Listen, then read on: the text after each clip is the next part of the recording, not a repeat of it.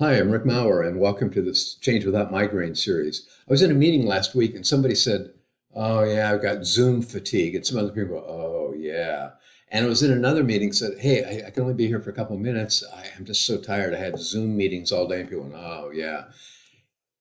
I want to tell you, Zoom is not the problem. Zoom is a tool, and it's a highly sophisticated tool. It's much better than what we had, even 3, 4 years ago. The problem is we're using it way too much. Some of you may remember the early days of PowerPoint.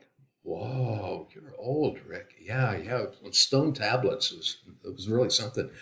And people got wind of it, and I remember seeing a client using it. And oh, that is really something. And then suddenly meetings are filled with PowerPoint slides. It's a good tool, but suddenly it was used for everything. Oh well, we need to think that through. Let's do it on PowerPoint. All right. So I think we can use Zoom better. And so I want to tell you a story. Right? About 8 years ago, I decided to take an online course on jazz improvisation through the Berklee School of Music. And it was being taught by Gary Burton, a grandmaster musician, plays vibes. And not only was he a grandmaster musician, he was a great teacher as well. And Berklee knows a lot about online learning. Okay? So there's some things that they did during that course that I think we could use, not just in training sessions, but any meeting where you really are trying to accomplish something, like move the bar from here to here. If it's just a meeting where you're just all reporting in what's going on out in the region, and you just do that and people can be asleep, then that's not what I'm talking. I'm talking about getting meetings that actually get something done, training sessions that actually, get people more engaged. Like, oh, I ought to work on that. So here's what they did. Every lesson was about 30 minutes, so really short. And every lesson, the way I remember at any rate, was on one topic. And that topic was highly focused. It could be deep, but highly focused, very specific. And I remember Gary would get up and sometimes he would have his vibes there and he'd say, "Here's what I'm talking about." And he would demonstrate it. Or he'd say, "If you need other examples, here's a recording. Just click here of Sonny Rollins doing that, or click here for a recording of Miles Davis doing that." So the ability to actually experience what he's talking about was right there in front of you. And then he would lecture some, he would discuss some, he would respond to our questions. But this was like, as I remember it, about 30 minutes. And then, as part of that, would be an assignment. And he'd say, "All right, so this week we worked on the Lydian dominant scale. Huh? How about that?" And he said, and I don't think he actually did that one, but at any rate, he said, "All right, here's what I want you to do. I want you to improvise a chorus over a blues using that scale, blah, blah, blah, blah, blah." And I mean, jazz musicians are getting horrified at this point, but, let them. And he'd say, "All right, so here's what I want you to do." And he might even give a little demonstration of that. And he said, "I have a couple of backup tracks recorded. And my mother-in-law refers to those as karaoke for jazz musicians." Well, in this instance, the karaoke was pretty high quality because it was Gary Burton doing it. So you'd pick the backup that you wanted to do. You'd pick up your phone, you'd record yourself, and when you got satisfied, you'd send it to him.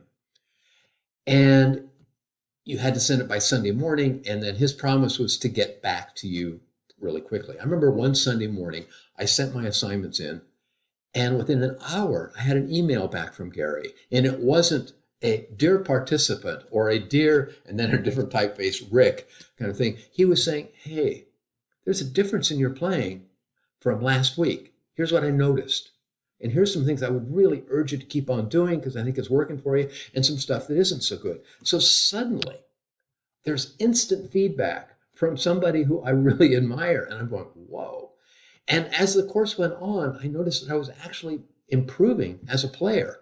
And I didn't expect that. I expected kind of a fire hose of techniques, which I've gotten in other courses on jazz and music harmony and all of that. It's like, okay, over the course of your lifetime, if you live that long, bam, here's what we're going to do. But here would be like one thing at a time, and it kept building and building.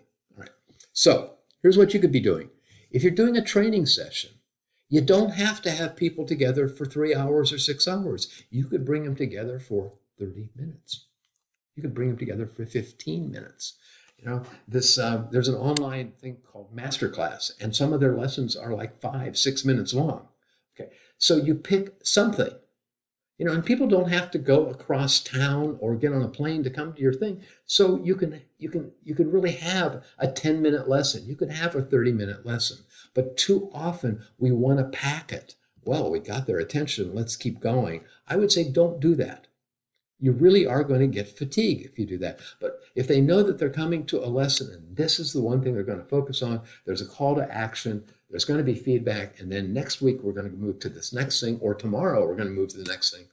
That's a very different experience. The same thing is if you're holding a meeting or you want to accomplish something like move the project forward by 2 inches.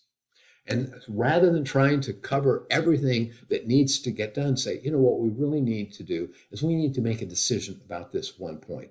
Are we going to go this way? Are we going to go that way? Or maybe there's a completely different way.